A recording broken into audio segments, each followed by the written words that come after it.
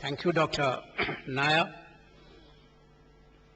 I deem it a great privilege to be amongst all of you and to participate in the symposium which has been organized today. I've been told that the symposium of this kind is regularly organized every year. And as Dr. Nair had pointed out, it is in the fitness of things that we meet frequently scientists, experts on the subject, and also persons who are on the cutting edge, people who will translate what is science into the practical field. Because probiotics and how it affects our health and how it can prevent lifestyle diseases, as we see, is probably going to occupy a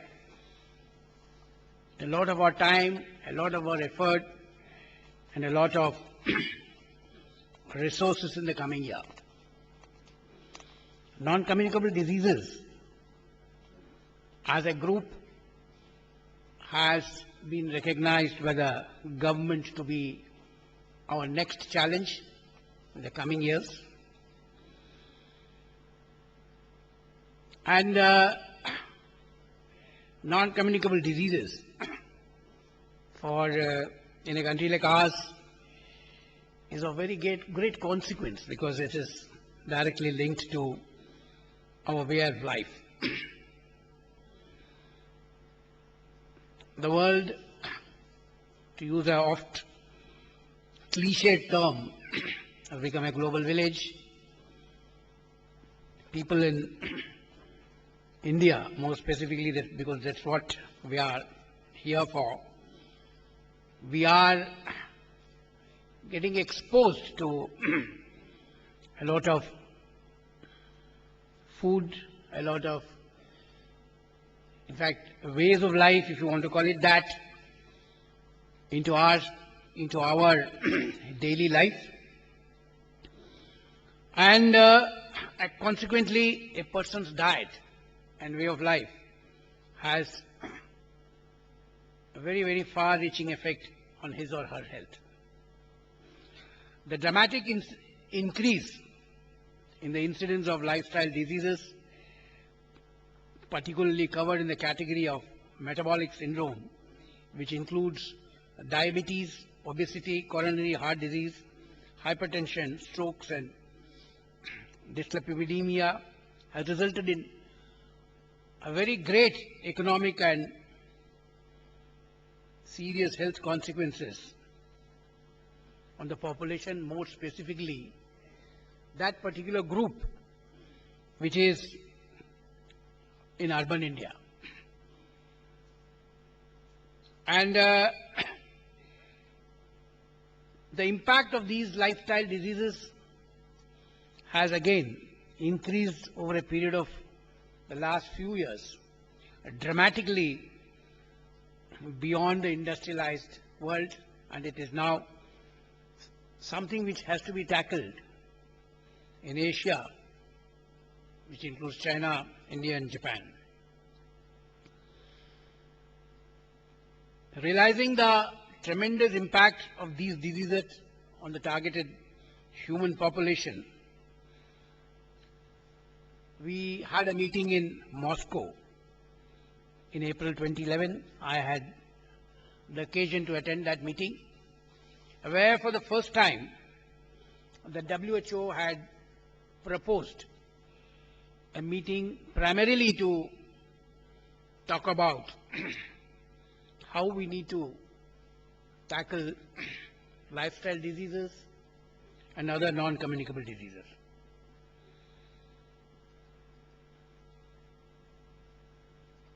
It is estimated that over 750 million people in the world are overweight, out of which 300 million are obese, and accounts for 325,000 deaths each year.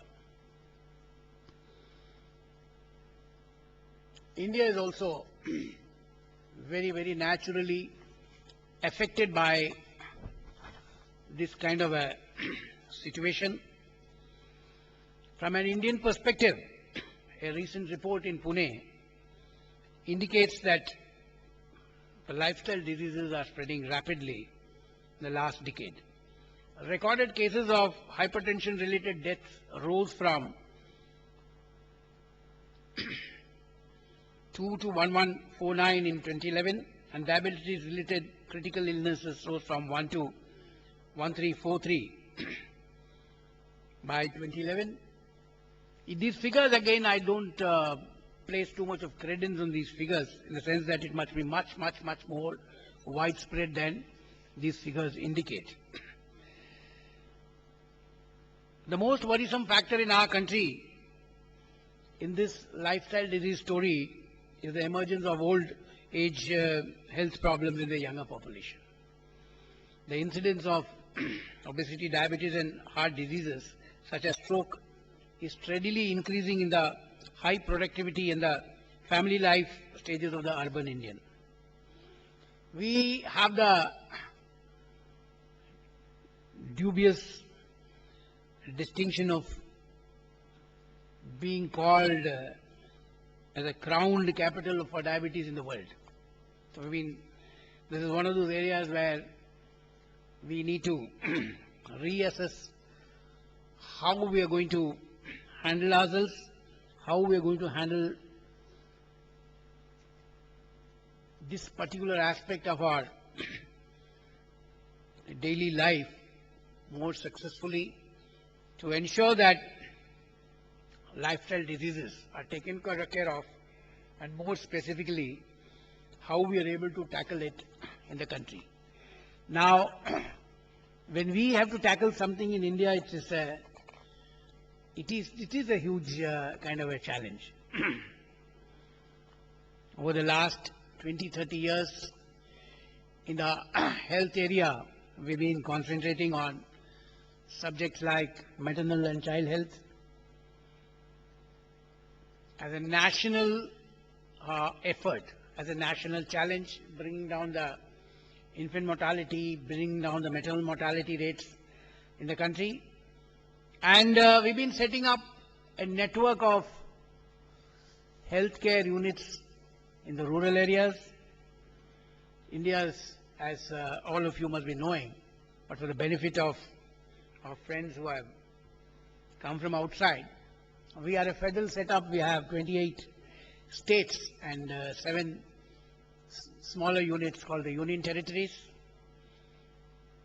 And most of these states, and health being a state subject in our constitution, it is the states who are responsible for implementing our health programs. The first 60 years after independence, the states have been implementing many of these programs, and the success of implementation of these programs is very naturally different in different states. You have Kerala, where our human development indicators can measure up to any place in the world. Then you have some larger states, more populated states like Uttar Pradesh, Bihar, where the impact has not been so dramatic. I'm mentioning this in the context of our need to understand how big a challenge it would be to implement a program in the entire country. So the sooner we realize it, the sooner we understand how we need to do it, the better it would be. So it is in the fitness of things that in this kind of a situation, we have symposia like this, we have people who are knowledgeable and who would introduce how well to alter the NCD epidemic as it is about to set up, as it is sort of taking off in the country successfully in the future. So it is in this light that I would be viewing the program. I would not need to talk about probiotics and the science part of it. All of you are probably, most certainly, we call it probably, much better to qualify to talk about it. I would therefore restrict myself to help understand and how we are able to translate what is science and what is a scientific solution for the problem at a national level. How do we take an issue which is understood and probably probed at great depth at a lab level to a national level and probably come out with solutions which are implementable? Our greatest challenge in most of our disease control programs in the country has been the implementability of many of our programs. The technical part, the understanding of the disease, they're all fine. But, the challenge, we face a challenge when we want to make a micro situation, a micro understanding of an issue into a macro level solution for the entire country. And this is where I would, request or probably seek your assistance, guidance and your thoughts through the symposia as to how best we can implement a lot of what you're going to discuss today and tomorrow in the field. Coming to the Food Safety and Standards Authority, which I am presently working in, the authority is very nascent. We have, through an act of Parliament, created this authority about 3 years back. The act itself has come into force only last year. We are about a year and a quarter into the implementation of the act in the entire country.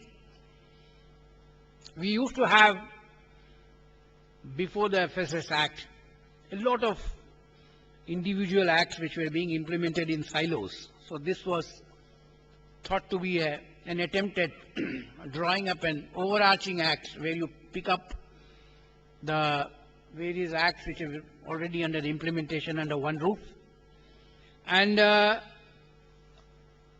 implement it. So the FSSAI, the first S stands for safety in food, and the second S stands for developing standards in foodstuffs in the country. Now we have been lagging behind in setting standards over a period of time. Our food safety standards, over the last 60 years, we only have about 330 or 350 standards which have been sort of arrived at in our old system of the Prevention of Food Adulteration Act, under the Act. Now this is a challenge which I think we need to take on, we need to take head on. I recognize a lot of scientists here who have been assisting us very, with great commitment and with great alacrity. And a subject like probiotics and how best we need to introduce this into our system would also have to be made a part of our food safety authority procedures, our food safety authority act, and before we are able to implement it. I recall in this connection that we've had some earlier discussions with some of the persons who are in this area, who are doing a lot of work in this field. And I would request this symposia and subsequent occasions where all of you meet to sort of draw up some kind of a formulation, some kind of a define the four corners of how we need to implement it in this in our country, because I don't think anyone needs convincing that we need to do it. So once we have got that out of the way, now our next challenge is how we are going to get it incorporated into our system, how we are going to get it incorporated in our various acts and procedures, so that we are able to give the best possible I think you would be better placed to put it, best possible treatment, best possible advice, best possible guidance to people in the country, because it's a lifestyle disease which we need to tackle, which a lifestyle disease, as a non-expert myself, I would understand is something which you have to do it all along. It is a continuous process. It's not as though you drop a medicine today and then you don't have to do something for 4 months or 6 months or something. This is something which has to be internalized, which has to be made a part of your lifestyle, part of your life. And this is where I think the challenge arises, and I'm sure that while discussing the more, how do I put, important, grave, scientific part of the discussion and which you're going to have in the symposia and today and tomorrow, I would also request you to probably sort of set aside some time where you can sort of think about it, and as most of you would know, how best to implement it in our country. I would, on my part,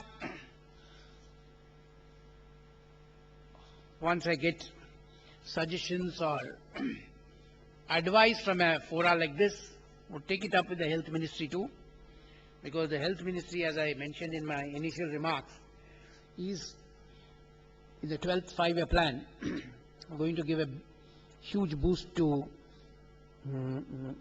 NCD and tackling NCD and lifestyle diseases in our country. So I will close my address today with the hope that the symposia will be very successful, and it will throw up issues which we can pick up, we can sort of take up in our implementation of the entire program as such, and more particularly from a Food Safety and Standards Authority. I would also like to get some suggestions and words of advice as to how best to lay down standards, evolve standards, so that only the genuine makers and the producers of probiotics are allowed to sort of commercially exploit the advantages of probiotics as a system.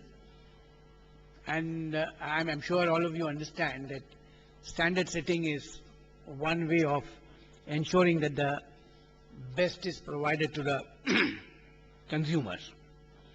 Finally, I once again thank the organizers of this symposia for having invited me, and also take this opportunity to once again thank you for coming here, and I wish the symposia all the best in the coming 2 days. Thank you very much.